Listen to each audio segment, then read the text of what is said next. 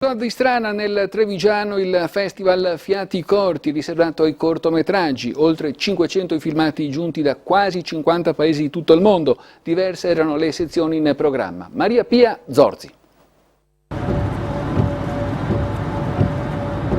Adaptation racconta con coraggio come un lutto si possa trasformare in un percorso di formazione seppure difficile.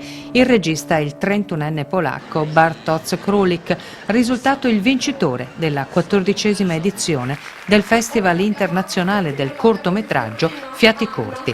La rassegna, che si svolge da sempre a Istrana, nella Marca, nel tempo si è costruita solida fama di serietà e trampolino di lancio, tanto che all'edizione 2016 del concorso sono giunti ben 547 cortometraggi da 48 paesi di tutto il mondo, con una significativa crescita della presenza femminile. Non è stato facile selezionare i 24 finalisti concorrenti ai diversi premi, ma sentiamo il giurato Carlo Montanaro con il direttore artistico della rassegna Bartolo Airoldi Sagarriga.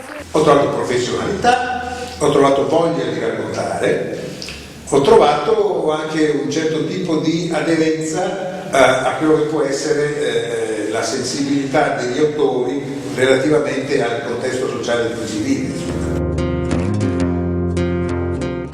Fiati Comici è andato a Cowboy Land del 25enne slovacco David Stompf. Miglior attore il basco Candido Uranga, interprete di Ulysses. Mi sono persa. Mentre ha conquistato il premio Fiati Veneti il regista veronese Alberto Rizzi con il film Sleeping Wonder. Dove devi andare? Non ha importanza la strada che devi prendere. Vi ricordiamo, prima di salutarci, il numero attivato dalla Protezione Civile per sostenere le popolazioni colpite nuovamente dal terremoto. Ecco la sovrimpressione: si possono versare 2 euro attraverso il numero solidale 45500 con l'invio di un SMS da cellulare oppure con una chiamata da rete fissa. Con questo è tutto, grazie per averci seguito, buona serata.